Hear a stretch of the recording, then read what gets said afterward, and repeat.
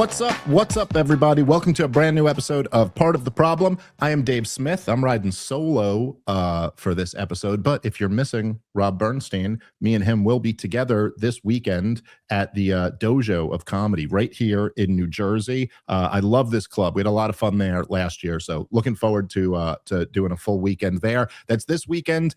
Grab tickets now. I'm assuming, I don't know, I heard we're going to get more snow. I don't know, but I'm assuming everything's going to happen. So come on out. I'll be there. You make sure you're there too. And then bunch of stuff coming up. Pittsburgh, Boston, Rosemont, Chicago. Where was the other? I got a Connecticut one night in Stamford coming up soon. ComicDaveSmith.com for all those ticket links. And then I should tell you, got some. I'll be traveling for some big podcasts next month in March. So you'll be seeing me. You'll be seeing me doing some stuff. All right. Well, last night was Donald Trump's State of the Union address. It was his sixth State of the Union address as president, or I guess that's the only way to do one of those. All right, so I guess let's start by giving some thoughts on this. You know, whenever I talk about these things, there's always a few different angles to look at them from, and well, one of them is like how I feel about the speech. And one of them is just kind of the sober political analysis of it. Like, how did it, you know, like effectively, how did he do? And then I guess there's the more, you know, like subjective, just how did I feel about it? Like, I like in the sense, like in one sense, there's like, how do I feel about the substance of what he's saying? And then there's just like, did I like it or not? Let me start. I'll start just purely politically. Like, if you're just trying to measure how effective this was in terms of what Donald Trump is trying to get done, I'd give him like a C, I guess, for it, maybe. Like, it wasn't a disaster. I don't think he hurt himself any more than he has been hurt already. I don't think he helped himself any. I don't think he, you know, Donald Trump was two demographics, let's say, that he carried to win the election that he's just bleeding in now: young people and independents. I don't think he changed any of their minds. I don't think that at the same time, there's a certain amount of people, and we've already kind of tested what percentage that is, but there's a certain percentage of people that are going to support Trump no matter what, including some of your favorite political, you know, commentators. Those guys are going to say it was great. You know what I mean? Like, he didn't lose any of those guys. Like, if you're just looking at the moment we're in politically, there's nobody who Donald Trump didn't lose over, you know, signing the record-breaking spending bill, or launching a preemptive war on Iran or Venezuela, or covering up the Epstein scandal, or like, there's no one who he didn't lose on all of that, but then was lost by this speech. So he didn't really hurt himself, but I don't think he helped himself. And, you know, it's a big opportunity to have a State of the Union speech, especially, I feel like, in today's political landscape, where there's always a new thing, a big thing every single day, every single week. The State of the Union still has a little bit of cachet. It's still one speech that everybody's going to listen to, and everybody's going to clip up tomorrow, and every dumb podcast like this one is going to be talking about the next day. And the moments like that are an opportunity to be creative and maybe reset things, or maybe, you know, present something in a compelling way. He, from my opinion, did none of that. Maybe moving into more just like my subjective, how I feel about it, although I do think this says something. So I don't think I'm the only one who feels this way. But my personal feelings, and more like my aesthetic feelings or my subjective feelings about the speech, was that it was so fucking boring. Just, it's unbelievable how brutal this thing was. You know, Donald Trump, for whatever reason, he insists on going longer than everybody else does. And he also has like more, which is always what the State of the Union is, but he has more just like applause lines And I got to say, the dynamic, it's always bad enough. It's always made the State of the Unions very hard to enjoy, is that the constant standing ovations, which really is, I got to say, and this is not a comment on Trump uniquely, this is much broader than that, but it's like the State of the Unions in general. There's something about the constant forced standing ovations that I do think says something very bad about our society.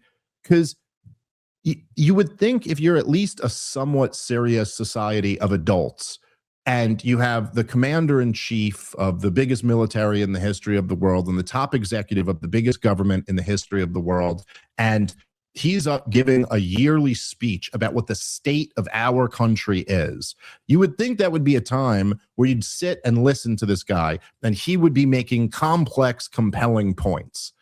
And instead, it's just so dumbed down, so silly. Everything's a cliche, slogan, talking point. And then there's this like North Korea style political, like, we all stand and show that we love the leader. Again, this isn't just Trump. This applies to Obama and Biden and Bush and Clinton and all of them. But the State of the Unions have like morphed into this very like just dumbed down thing. And Trump's, I gotta say, are like in many ways the worst, because he goes for the longest. He does the most. Oh, this person who lost their legs and this thing is here today. Just so much of it. And look, I don't know. I'm just trying to be fair here. Like, I am what we used to call in the olden days a political junkie. Like, I'm a guy who's very, very interested in politics, much more so than the average person. Like, I'm in the top 1% of giving a shit about this stuff. I don't know if I'm not saying that as a compliment to myself. I'm not bragging. I'm, like, I don't know if I should care about all this, but and even to me, it's just like, this is so boring. Like, it was painful to get through the almost 2 hours of the whole thing. And, I don't know. It's just, there's, for Donald Trump, who's supposed to be, his kind of claim to fame, his calling card is that he's the showman. It just seems to me like, I don't know, there's a real lack of creativity. Like, you could have do something, try to do something interesting here. I don't know, try to make a compelling pitch, nothing like that. And I guess that part of it is that, Donald Trump, while he is the best self-promoter ever, he was never a creative. That's never his thing. He's like you repeat the line, you never flinch, you belittle everybody else while picking yourself up and picking up all of the people who pick you up. And so it's just that. He just does it the whole time. Okay.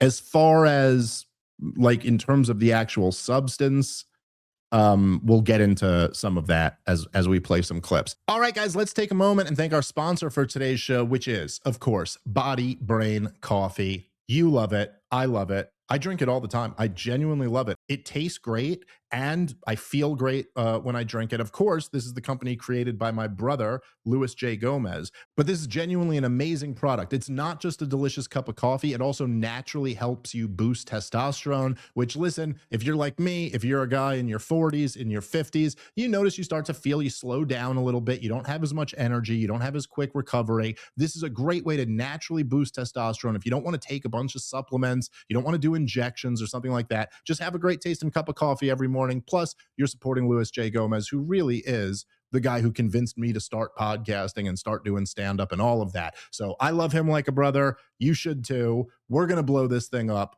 We're going to make sure he knows that it was our fans who did it. We're going to make Louis rich, but also have him always know that we're the ones who got him there. We're going to go to bodybraincoffee.com, use the promo code DAVE20. That will get you 20% off your entire order. Bodybraincoffee.com, promo code DAVE20 for 20% off. All right, let's get back to the show. I did think that Donald Trump, he opened up fairly well. Like I'd have to admit, and even as somebody who's, obviously been very, very unhappy with Trump's administration, and basically every show I've been criticizing him because there's just no other option as far as I'm concerned at this point. But I did, I watched the speech, and you try your best to like, okay, let me approach this with an open mind. And I will say that I thought he started off pretty immediately and hit, he touted their immigration success at the border and how they got the border under control. And the major thing, and of course, he also brags that they got the economy under control. And this is, we could kind of get into that. I think this is kind of just a losing message, although I don't know what other option he has at this point. Like, what can you say other than, yeah, it's all tremendous, and let as many people who are going to believe that believe it. But essentially, the theme of the first couple minutes of the speech was what a mess Joe Biden left him. And it's hard to not, at least go, look, if he's bragging that, like, dude, we had a wide open border where tens of millions of people were pouring through, and now that emergency is done. And look, what the hell was those 4 years of Joe Biden? It's hard to deny that, hey, there's a fair point to that. I thought it was a strong way to open. In fact, I thought, like, if I could have put myself, like, let's say I was Donald Trump's speechwriter, and I worked for the administration. I mean, in real life, if I worked for this administration, I would have resigned quite a while ago. Certainly by last summer, but I don't. But like, imagine I worked there and I didn't have morals or something like that, so I didn't resign. I would have said that the first thing you talk about should be the border, but you should spend 20 minutes on it, not just like a mention. And then later in the speech, he came back to talking about all this. But I mean, I would have, if I think, and part of this is my perspective, that I think it's really the only thing he has that he can really point to and brag about. But at the same time, you kind of can't take that away from him. But all of those, the bottom line, right, is that you can blame all the Democrats for that, and you can say, look, there's all these people who were, you can list off the real victims, as he did with a couple later in the speech. But I would have kept that all in the opening chunk and really just hit them with that, like, these people are actually dead because you guys had this border policy, which no one, including your own voters, wanted. And you could have gone really into like what a betrayal to a nation that is, to open their borders against their will. And, like, I thought that would have been a strong thing that he could have milked more out of. But he did mention it. He gets some credit for it. Pretty shortly after that, he just look. I'll say this before we play this next clip, which is the one we said we're gonna start with, Natalie. I will say that Donald Trump's, to me at least, his age was showing through this thing. It's hard to not recognize that, like, yeah, he's a guy in that age group. He's 80 or whatever, and he's rambling on for 2 hours. But anyway, he does at a certain point kind of pivot to this like rah rah America moment. So here, let's play this clip. Our country is winning again. In fact, we're winning so much that we really don't know what to do about it. People are asking me, please, please, please, Mr. President, we're winning too much. We can't take it anymore. We're not used to winning in our country. Until you came along, we're just always losing, but now we're winning too much. And I say, no, no, no, you're going to win again. You're going to win big. You're going to win bigger than ever. And to prove that point, here with us tonight is a group of winners. All right, so he goes off on this whole thing. It's I don't know. It doesn't, to me, it just doesn't quite feel like classic Trump. It feels like a kind of washed up version of it. And look, I don't know, maybe it's just me and my perspective. Perhaps I'm a little colored by the fact that I'm pretty furious at this administration, but I don't know. I just don't think this message, while you're, you were a year ago, you gave a State of the Union speech where you're, you were enjoying your record high approval ratings, which, by the way, were like 50-50. It's like the best Donald Trump ever did, at least according to the polls. Maybe he was in actuality a little better than that. In fact, I think he might have been, I suspect. But you have your record. Now you come back, you're like 10 points down from there. It's like you're Your base is very divided. You're on your way to getting creamed in the midterms. And to just stand there and go, we're winning so much and you're so tired of winning. I don't know, man. It just seems like a really out of touch message to me. He then pivots to what felt like an inappropriate amount of time talking about hockey and Olympics and sports. I don't know how else to say it. It was like 15 minutes or something like that of just going over the Olympics and the hockey team and the whole thing. I understand it's a story that some people care about, but I don't know. It's just, I don't, I will say again, if there's one thing I kind of expect Donald Trump to be good at, it's putting on a show. And the idea of just extending the State of the Union, making it I believe I read that it was the longest State of the Union that anyone's ever given. And then just filling it with so much fluff. It just, I don't know. It seemed to me like it just made the thing boring. And I think it kind of backfired on Trump in some way. Here, let's go to, okay, let's see. Sorry, one second. We got a few options here, but I'd say, let's go to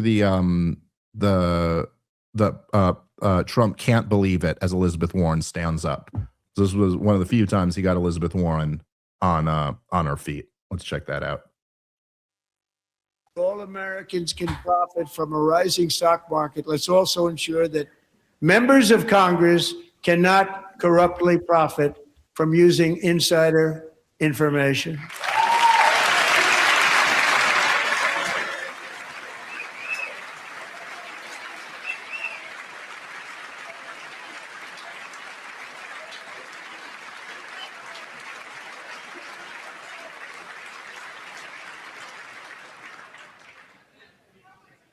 They stood up for that. I can't believe it. I can't believe it. Did Nancy Pelosi stand up if she's here? Doubt it. Pass the Stop Insider Trading Act without delay. As we ensure. I thought, look, I will say, there were a few moments like this, and maybe that's what we'll kind of go over here in a few clips here. There were a few moments where I suppose I could see the argument to why this would be a smart way for Donald Trump to play it. It's red meat to his base to have these moments, these kind of viral moments when, you're, oh shit, he said to her face, he said Nancy Pelosi fucking, is rich from insider trading, or he called out Pocahontas or whatever, or he had the moment where he's yelling back and forth with Ilhan Omar, and we'll get into some of these other things that I think were fairly like effective little Trump tactics in a second. I guess not the worst way to play it. If you're Donald Trump, the thing is your hands are a bit tied right now. You don't have that much that you can really point to. And so pointing to what a disaster the Biden administration was, or how crazy the radical progressive Democrats are, that is something that it's for most, I'd say it's an issue where the majority of the country will go, hell yeah, there is some truth to that. Donald Trump also has, again, as all presidents do, Donald Trump has moments where he proposes these kind of bills that certainly would be very, very popular. Like the idea that whatever, even like obviously the devil's in the detail with any type of legislation, but he has these moments like you just saw right there where he goes, hey, we're going to propose a bill that bans insider trading by congressmen. Now you can't become worth $200 million from being a congresswoman for 30 years, and, he had other proposals. Well, we pay the most in our country pays the most in prescription drugs. I'm proposing a new bill that would have us pay the least in prescription drugs. And I'm calling on Congress to, pass this legislation. And there's a few different things like that, right? Proposing things that almost everyone would agree with, like get rid of the corruption in Washington. Don't have insane expensive healthcare, all of these things. And as he's promising all of them, I started, at least this was the thing I was thinking about. I remember, as I'm sure many of you do, I remember in 2016 when Donald Trump was debating Hillary Clinton. And one of the most, I think almost any political analyst, at least at this point, I was saying it at the time, but I think almost everybody now would agree that like it was a very powerful argument that Donald Trump had, whether you think it's fair or unfair, correct or incorrect. It was a very powerful argument that Donald Trump had when Hillary Clinton would start talking about how she was going to fix this or that. And he would go, "You've been here for 30 years. Why didn't you do it already?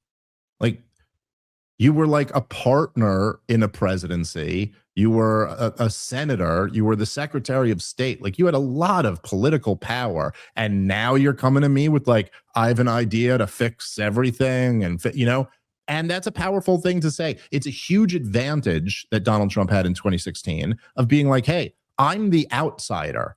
And by that, what that means is that, the catastrophic war in Iraq, the catastrophic war in Afghanistan, the disaster in Libya, the Great Recession, the, whatever the debt was, 20-something trillion dollars of debt at the time, right?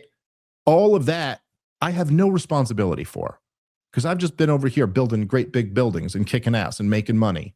Like that, like I have nothing to do with this. And when you haven't been in government that whole time, it's a reasonable thing to say, well, now let's see Hillary Clinton. Okay, Hillary Clinton, you voted for the war in Iraq. You were the architect of the war in Libya. You voted for the war in Afghanistan. You voted for almost all these spending bills that have bankrupted the country. You're heavily implicated in all of these disasters, and I'm implicated in none of them.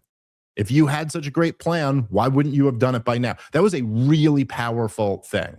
And for the same reasons that was a very powerful argument, for the exact same reasons, it's really not very powerful anymore when Donald Trump says, hey, you know how we pay the most for prescription drugs? Well, I got an idea that we're going to pay the least. It's like, dude, this is your 6th State of the Union, Mr. President.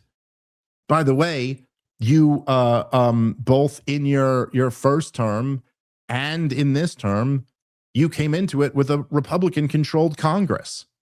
In this term, with a Republican-controlled Congress, a Republican-controlled Supreme Court, or a Republican majority Supreme Court, and so it's almost like Trump's line could be used right back on him. Like, you have this idea of how to we pay the highest prescription costs in the world. You have an idea for how we could pay the lowest. Where's that been? And if you haven't implemented it now, what does anyone, what I'm saying? Like, it just, at least to me, and I think there's probably a lot of people who feel this way on some level, whether consciously or subconsciously, that you just have on some level, he goes, but now, thanks to my idea that I'm announcing here, we're going to be paying the lowest prescription drug costs. And you just go, no, we're not. None of that's real. All right, guys, let's take a moment and thank our sponsor for today's show, which is Cowboy Colostrum.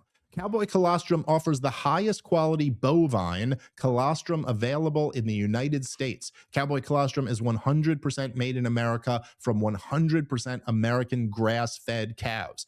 Unlike other colostrum brands, Cowboy Colostrum is true first-day whole colostrum.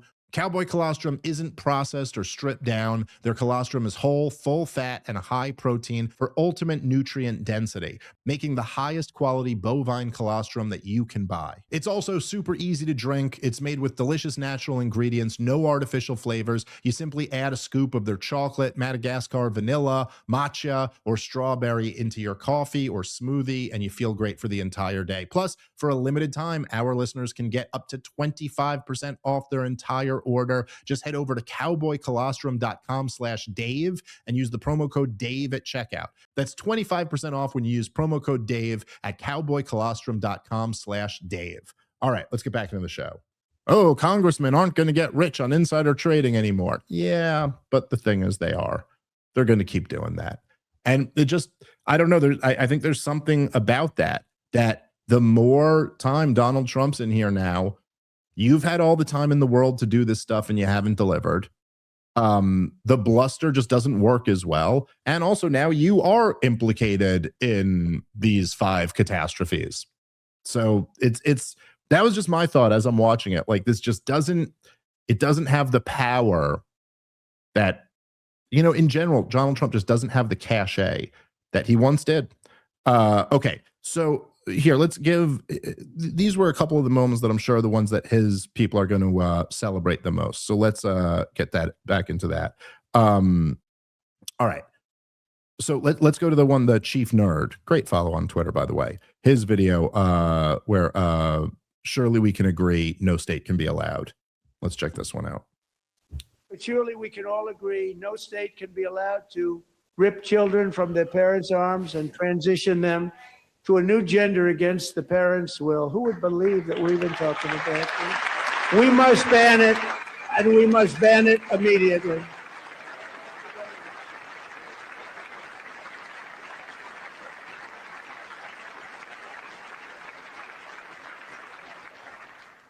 Look, nobody stands up.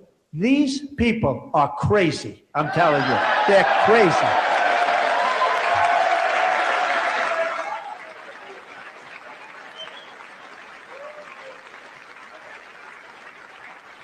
Amazing. Boy, oh boy. We're lucky we have a country. With people like this, Democrats are destroying our country, but we've stopped it just in the nick of time, didn't we?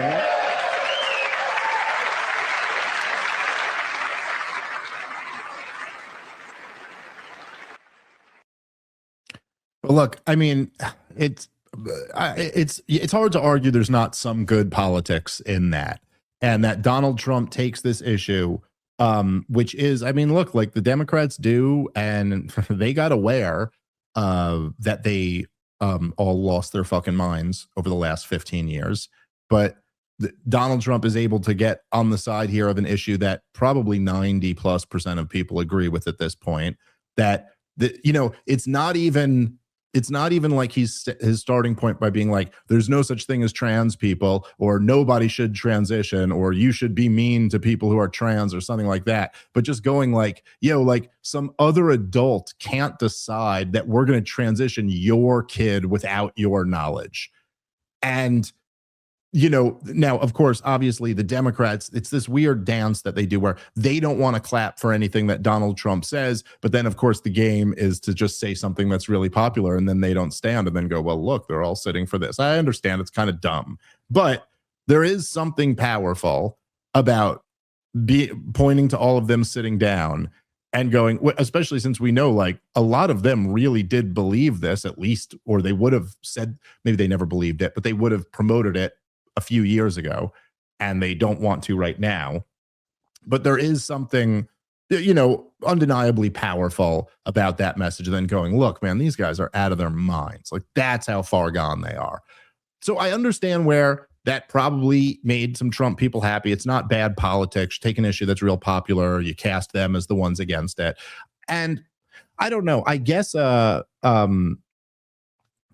maybe it's just my perspective on this, but I do feel like there is a little bit of a like there's only so much mileage that you can get out of beating up on the crazy woke shit after we've all kind of rejected it as a country.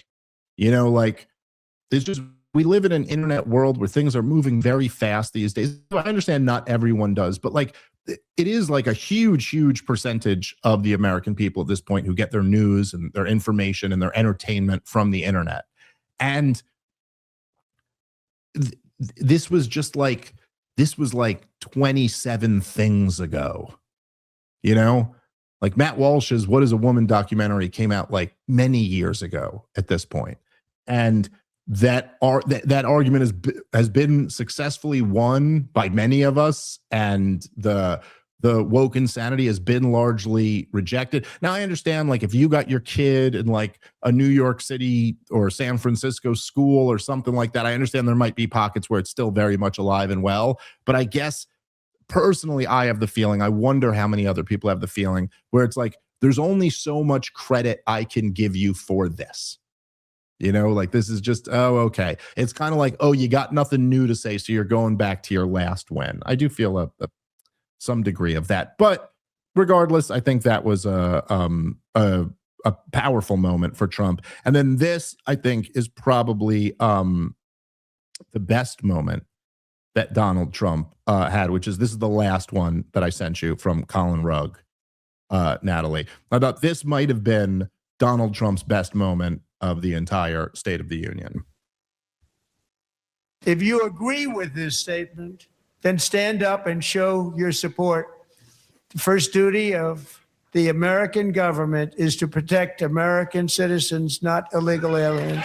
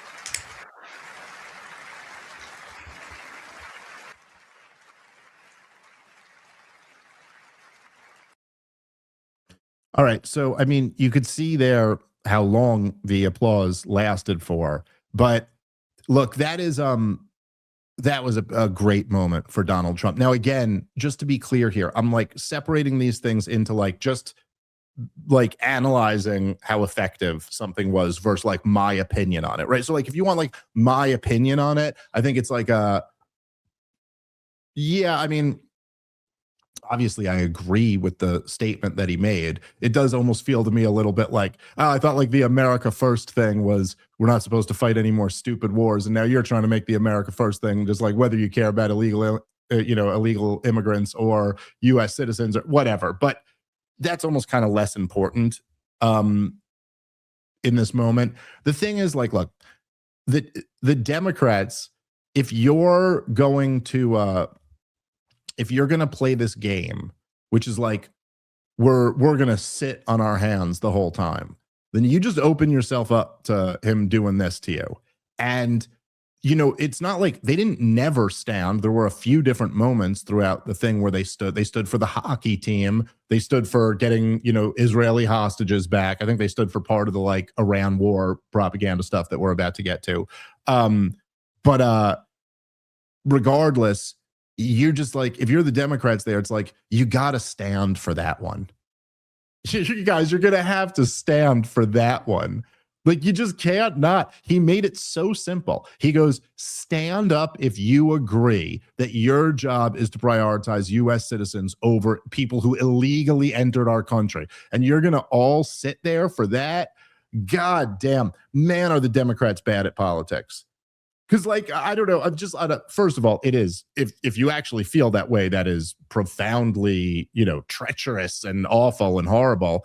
But my God, then at least lie, at least pretend that's not how you feel. Or, this is such a bad moment. It's like, this was Trump, in my opinion, this was his moment of the speech. And only because he forced the Democrats into such an unforced error. Like, this shit is so bad that it's like, this is the type of thing that, despite how bad Trump's doing, is like the Republicans' only hope to hang on to power, to do okay in the midterms, maybe win the presidency in 28, is if the Democrats are sitting here like, no, we care about illegal immigrants more than we care about U.S. citizens. And, there's just there's you just have to stand for that one. It also, if you're going to be like, I don't know, you're going to be smart about this shit. And I remember I said this, so Donald Trump came and spoke at the Libertarian Party National Convention in 2024, in the summer of 2024. And I spoke before him at that event. And I was like, I was out on the floor with everybody. I was out on the delegation floor and all that stuff. And I was saying to everybody, I said in my speech, I said to everybody I could talk to, and trying to use whatever influence I have in the Libertarian Party. And I was like, guys, look, this is cool. The president's coming and speaking at our party's convention. Just here's what you have to do, right? Be cool. And by be cool, I don't even mean, that doesn't mean you have to cheer for him. It doesn't even mean you can't boo him. Boo him if he says something that deserves to be booed. But don't just boo him when he walks out there, or just boo through his speech. Because first of all, on one level, it makes you look like an asshole and kind of like a child. It's like, oh, what are you like? You're now casting yourself as like the pink-haired male feminist with a bullhorn shutting down Jordan Peterson's speeches or something like that.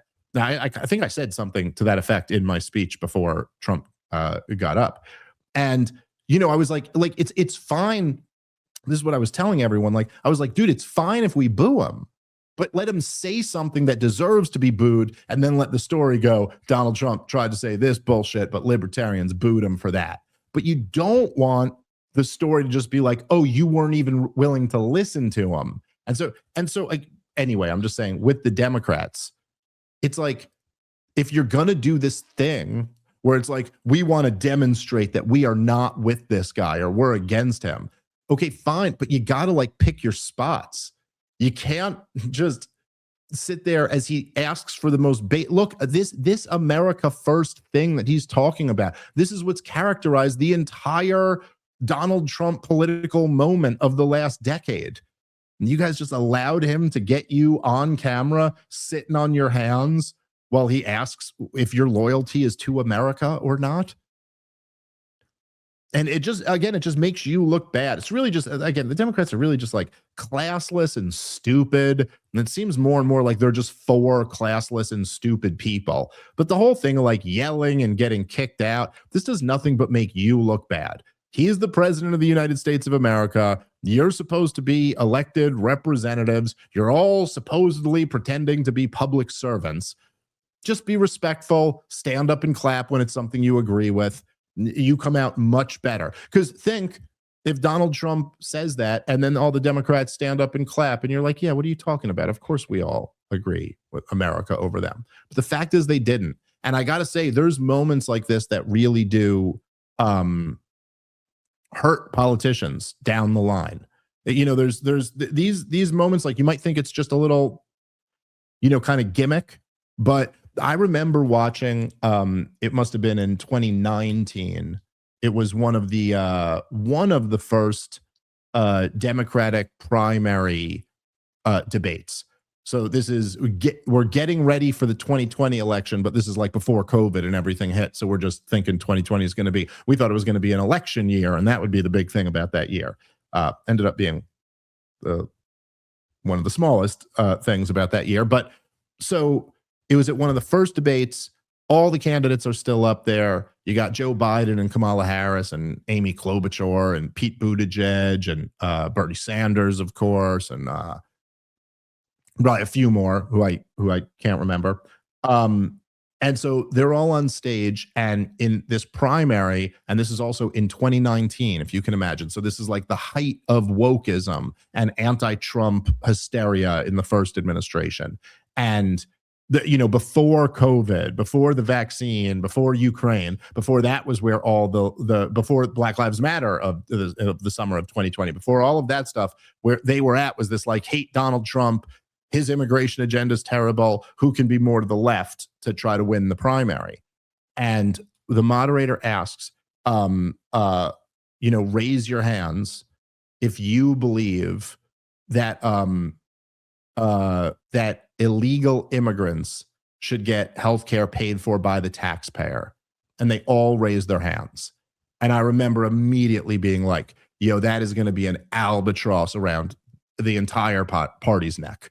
And it was a huge thing. They kept getting brought up over and over again. It was really just like a really stupid, unforced error that none of them had the wherewithal to go, this might hurt a little bit in the primary, but this will really help long term. So like in the similar sense, a lot of times people in the State of the Union in the opposition party are trying to go, hey, what's the most anti-Trump posture I can take here to show that I'm the strongest resistance, without thinking like, dude, long term, I mean, that's just, the optics are really bad. Let's just say the optics of being said, can you just stand up if you prioritize US citizens, and sitting there throughout the whole thing? Yeah, the optics of that are bad. That's a classic Donald Trump PR marketing dub. Can't argue. I really can't argue anything else on that one. Okay, let's see here. All right. There's one more I wanted to hit before we go into the Iran stuff. Okay, yeah, let's hit the Frank Luntz tweet, and started with, this was a misstep. That's Frank Luntz talking though, and you can always ignore him because he's wrong about stuff. But let's see, let's watch the clip. Now, the same people in this chamber who voted for those disasters suddenly used the word affordability, a word they just used it. Somebody gave it to them, knowing full well that they caused and created the increased prices that all of our citizens had to endure. You caused that problem. You caused that problem.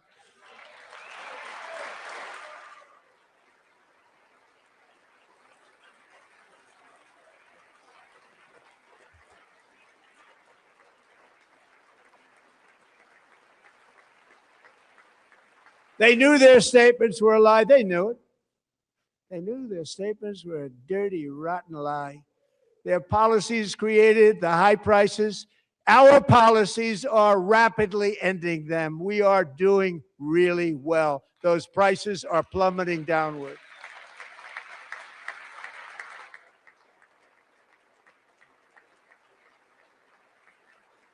The price of eggs is down 60%, Madam Secretary. Thank you. The cost of chicken, butter, fruit, hotels, automobiles, rent is lower today than when I took office by a lot. And even beef, which was very high, is starting to come down significantly. Just hold on a little while. We're getting it down. All right. I hate to ever agree with Frank Luntz, but that I thought that was a really bad moment for Donald Trump. And I thought it was interesting, like when I saw him, when I was watching it last night live, as he got into that, you're kind of like, oh, all right, well, this is, hey, what do you got here?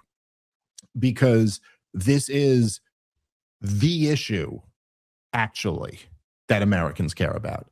And if you saw in almost all of the special elections where Democrats have won, and as we've covered on the show quite a lot, in the big elections that back in November they won the governor in New Jersey and the mayor in New York, and what was it, Virginia, I think the governor there took over. All of them ran on unaffordability. Like this is the big issue.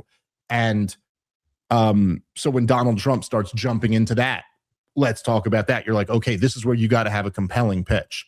And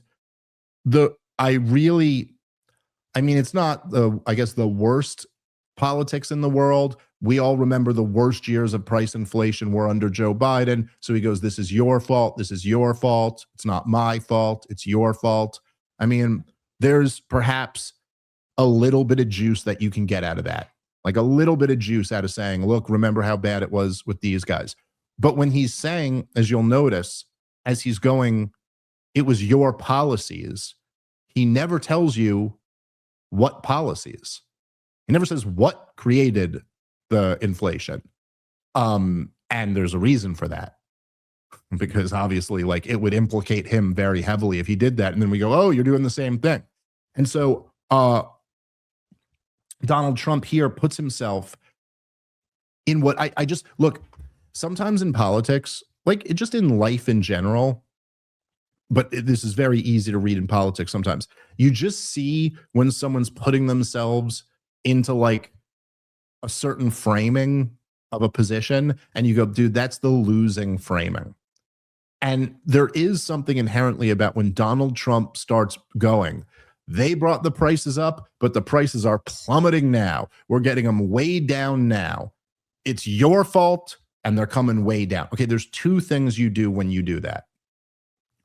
You essentially tell everybody that who really cares about the unaffordability crisis, like, yo, why the fuck are prices so goddamn high and everything's so unaffordable? You're telling them that prices are coming way down when they're not feeling that, because that's not true. And then the guy who is in charge, you're like, hey, you know, if your number one concern, as is the case for tens of millions of Americans, if your number one concern is that the price of everything these days is so expensive that you really can't afford to like live a decent middle class life, and then you're like, okay, so what's the guy at the top saying? And you go, oh, he's saying it's their fault and also everything's great. That is a losing message. In fact, that's a message that's guaranteed for you to lose. And it is kind of interesting to watch, but how much Donald Trump, as we've talked about on the show as well, how much Donald Trump has now been forced into the exact same defenses that Joe Biden was using for his economy. Like down to the fact that they go, no, the economy is really great. You guys are just under the impression that it's a bad economy. The problem is we haven't explained it to you. And you still, for some reason, think it's a really bad economy. Oh, look, record high stock markets. It's the same thing Joe Biden used to do, down to the thing where they pick 5 different, categories of foods and say the price of this or that. Do you remember, if you remember in the height of Joe Biden's like price inflation, we used to make fun of it on the show where they'd be like, hot dog buns are down 30%. And you're like, yeah, but overall groceries are up 20%. So like, okay, yeah, you found one thing, but what are you going to do? Like, people who used to be paying like $150, $200 to fill up a cart are now paying, like $270 to fill up that cart. You sit there and tell them the price of something is down, but they're like, dude, I know what my budget is. I know what I used to spend. And the fact is that prices are up. And you can pick your few that you like that are down, but that's just not, I don't know. The message, particularly once you're entering into your 6th year as president, the message that it's all those guys' fault is just, I think, not nearly enough. And then to say that you're actually bringing the prices down, that's not a winning message. I thought that was very weak. Okay. So let's moving into the stuff that I was most interested in for this speech, because I think it's the most immediate catastrophe. I said on our last episode when I was previewing this, I was like, well, Donald Trump has quite a task here, which is, there's this wildly unpopular war, which it seems like he's made the decision we're about to fight. That is clearly on behalf of a foreign country that is not very popular right now. The war is opposed by super majorities of the American people, and yet it looks like he's about to go ahead and do it. And so, hey, this is where he's going to have to sell that war. And, I don't know. We can play it and look at how he did on this, but if you ask me, I think he failed miserably. It's just like there's pure war propaganda in here, just pure Hasbro bullshit, played straight up lies. And I gotta say, I'm poisoning the well a little here before we play the clip, but I thought it was just, maybe I'm biased from my perspective, but a thoroughly unconvincing case that he made. You're going to tell me that like there's been really no propaganda campaign that's laid down for the war, and this is the propaganda campaign we got. All right. This is the Dave Benner one, but yeah, here let's play this clip. With the protests, they've killed at least, it looks like 32,000 protests, 32,000 protesters in their own country. They shot them and hung them. We stopped them from hanging a lot of them with the threat of serious violence. But this is okay. Let's pause it right there. People. Some terrible people. Okay, so Donald Trump is going to start with what really is like a whopper. 32,000 people have been killed in Iran. Now, just to be clear here, because we've talked about this a bit on the show, there is no evidence has been presented at all to indicate anything like these numbers. In fact, I mean, I remember, well, I was reading what was in the Wall Street Journal. They had the CIA had put the number, I think it's 6,000 they were claiming. And my feeling was like that number was probably exaggerated. If that's what the CIA is claiming, it's probably less than that. There was the, I'm blanking on the name of the NGO that's, what was, let's see if I could find it, because I think I had the article up recently. I was just reading it yesterday.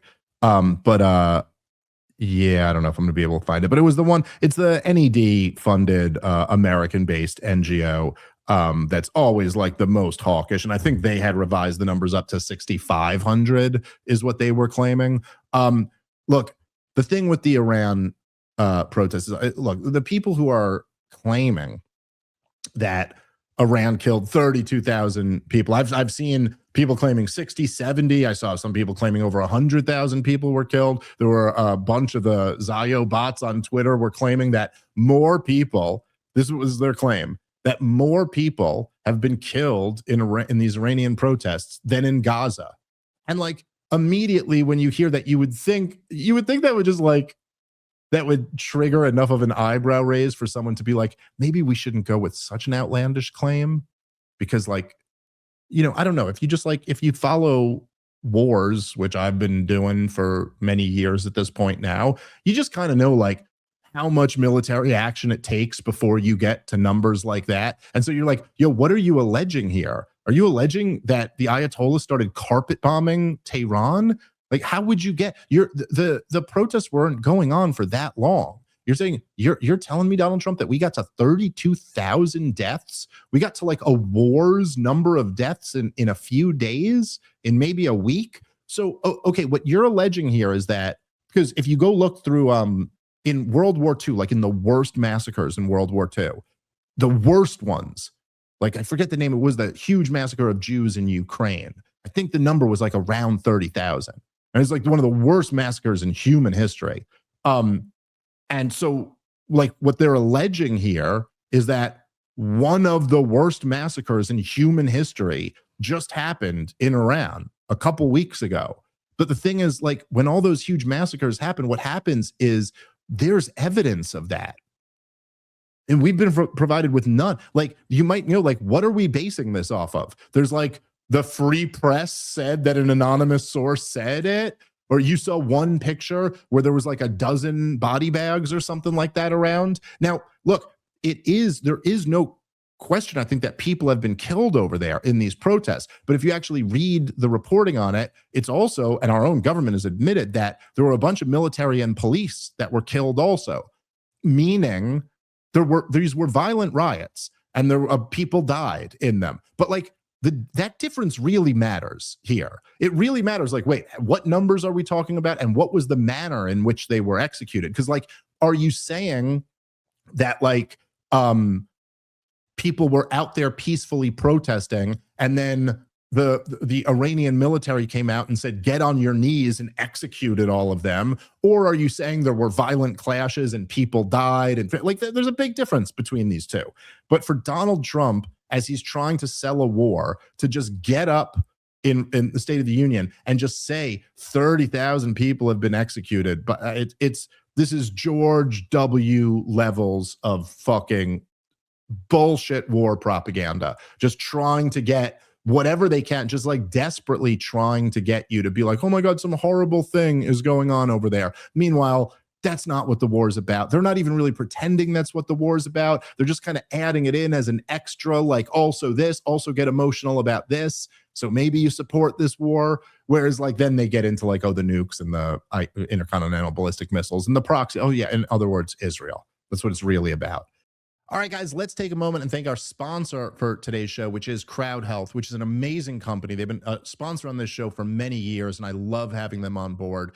Well, let me ask you this. What if you could get health care for under $100 a month? You've heard me talk about Crowd Health for a long time, and they've just rolled out a game changer, the Black Swan membership. This is the healthcare alternative for those who want autonomy over their care, their costs, and their lifestyle. For just $95 a month, you get a team of expert bill negotiators, access to low-cost prescriptions and lab testing, plus a curated database of high-quality, low-cost doctors vetted by Crowd Health. So there's no insurance middleman. There's no networks dictating which doctor you can see and which one you can't. You're in the driver's seat. You control your own healthcare decisions.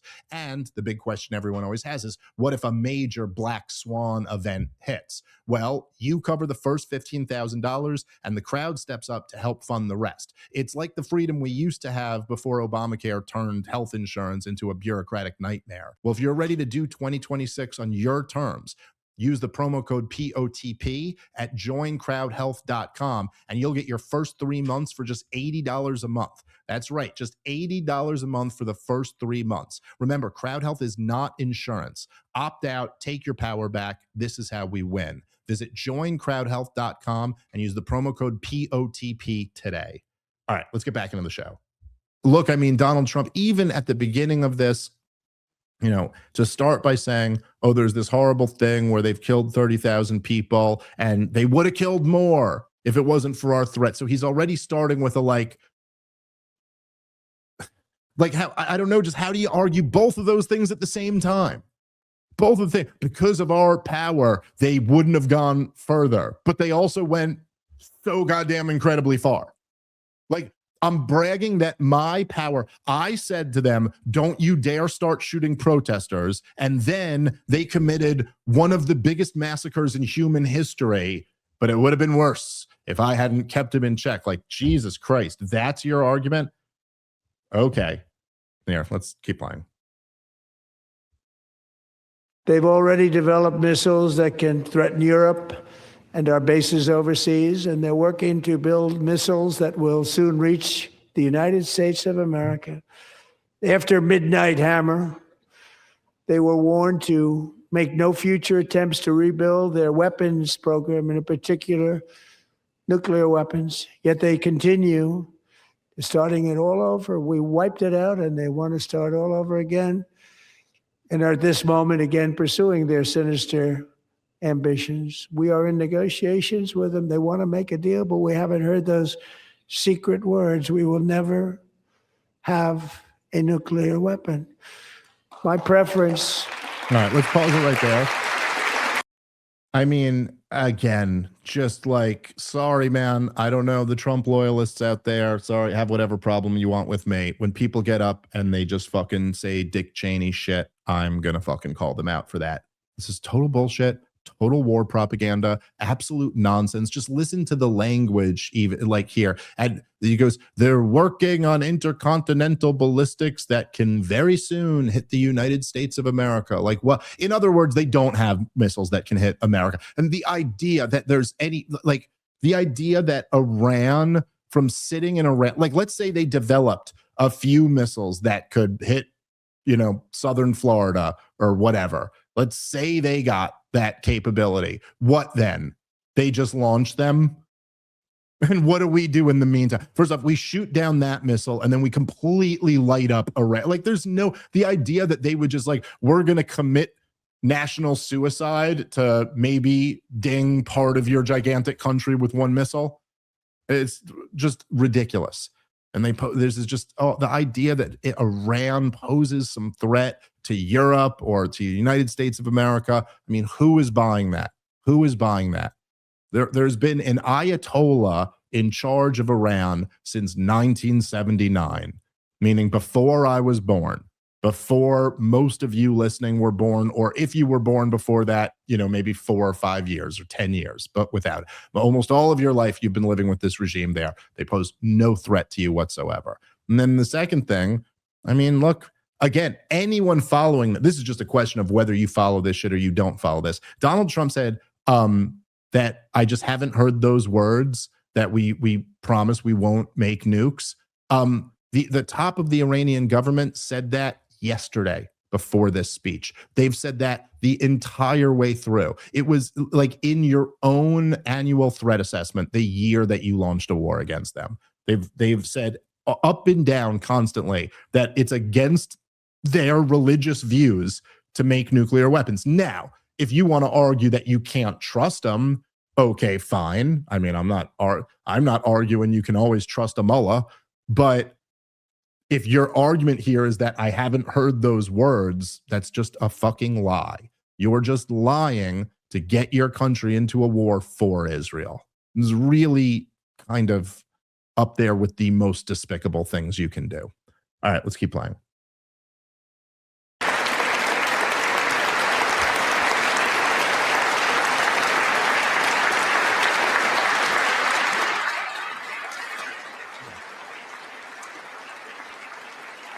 My preference is to solve this problem through diplomacy.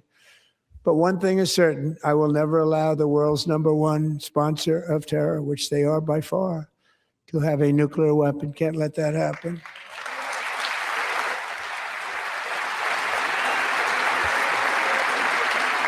Okay, here, let's pause it for a second there.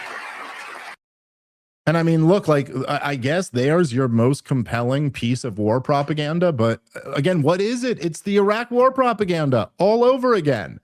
You can't allow a state that has nukes to pass them off to terrorists who might want to hit America, right? But what's the fucking problem with it? Like, what was the problem with Saddam Hussein? Where they go, look, Saddam Hussein's developing nuclear weapons, and he was in on 9/11, and he's friends with bin Laden and Al-Qaeda. And so we can't let him develop a nuclear weapon, because then he could hand a nuclear weapon off to Al-Qaeda, and they could nuke Kansas. Okay, right? This was Condoleezza Rice. We can't let, what was the line? We can't let the warning be in the form of a mushroom cloud, right? So, okay, the major flaw there was that, #1, Saddam was not working on nuclear weapons. He didn't have nuclear weapons. He wasn't friends with Osama bin Laden, and he wasn't friends with Al-Qaeda. That was the problem with the propaganda. Is that it was all complete lies. Like, just none of it was true. And, well, what are the elements we have here with Iran? Oh, yeah, they don't have a nuclear weapon. They're not trying to get a nuclear weapon, as far as any of us know. There's a greater likelihood, I guess, now. They certainly weren't last summer when you attacked them. And as far as they're the #1 sponsor of terrorism, this is the age-old, this is the Karl Rove trick. Okay, they sponsor terrorism, but for real insiders, and only the real experts like me and Douglas Murray know this type of information, but the real experts know that there are shirts and skins over there. There are Sunnis and Shiites, and the Ayatollah is a Shiite. Iran is a majority Shiite country, and Al-Qaeda and ISIS are Sunnis. They are the ones who commit terrorist attacks in Europe and in the United States of America. They're the ones we're afraid of getting. Now, how is Iran's relationship with Al-Qaeda and ISIS? Oh, yeah, they're mortal enemies that fight brutal wars against each other. So who are the terrorists who Iran has relationships with? Well, obviously, they have a very close relationship with Hezbollah. They've also done business with Hamas and with the Houthis. But none of those guys are attacking Europe or the United States of America.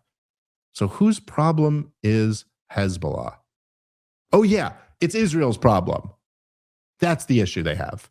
So this stuff about the nuke that they don't have, they're going to give to the terrorists who aren't the terrorists who we have a beef with. Anyway, let's keep playing.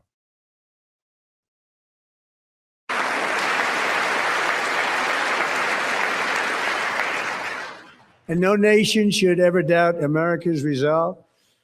We have the most powerful military on earth. I rebuilt the military in my first term.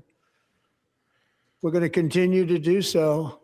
Also, we just approved a $1 trillion budget. We have no choice. We have to be strong because hopefully we will seldom have to use this great power that we built together. It's really called peace through strength, and it's been very, very effective. All right, you can pause it there, and we can cut it off there. That was the end of it. Yeah, peace through strength has been very effective. You know, peace through strength is Ronald Reagan's old slogan. That was the idea was you have to have like a really, really strong military. And that way, you know, no one's going to fuck with you because you're really strong. And that way, if you give an order, you say, you better do this. I want you to do this, not that. They're going to do it because they know you're strong. You're not messing around. And that way, you actually have less war. You know, this is the peace through strength argument that, in fact, if you're in a weak position, then someone might attack you and then you have to fight a war. If you're a weak situation, you tell someone to do something, they may not do it. And then the only thing to get them to do it is to fight a war. So actually, you know, being weak is the pro-war position. You got to be really, really strong. This is the brilliant logic of peace through strength. We need bloated defense budgets, you know, like record setting, or we're going to spend over $1 trillion on defense. Peace through strength. That's how you get peace, is to keep spending more and more on weapons of war. And it's as Donald Trump said, it's worked out really well. It's got an amazing track record since peace through strength. You know, since Ronald Reagan, we've been at war the entire time. Turns out what you get when you have record high military budgets is permanent militarism, not peace. What a shot. It's so counterintuitive. But turns out, when you give the military industrial complex everything they want, you actually get more war, which we should have put our brightest minds to that and figured it out. Somehow we missed it. You know, look, at the end of the day here, Donald Trump had to sell this war. He failed spectacularly. He fell on his face. I mean, this is just, look at the bottom line. You've never seen a president come up to a State of the Union and simultaneously, it's like in the same way that he simultaneously goes, they committed one of the biggest massacres in human history, but also they didn't go any further because they were scared of me. Then he's also going to go, he's going to try to brag. Like, have you ever seen a president brag about completely obliterating an opponent and then in the next breath say, now we got to go deal with that same opponent? First of all, I'd like to take credit for completely destroying Nation X. Also, we got to go fight a war with Nation X. They're a big threat. Which one is it, man? Are they developing nukes and missiles that can hit America and Europe, or are they defeated and obliterated? Anyway, the war propaganda is just always too easy to smash. Anyway, that's my thoughts on the State of the Union. Curious what you guys what you guys think of it. Leave a comment, like, subscribe, share, sign up at partoftheproblem.com, all that good stuff. Come see me out on the road. I'll be out here, not on the road for me, at home in New Jersey this weekend. Robbie the Fire Bernstein, Chris Vega will be hanging out the whole weekend. Hope some of you guys come out there. See you then. ComicDaveSmith.com for tickets. Catch you next time. Peace.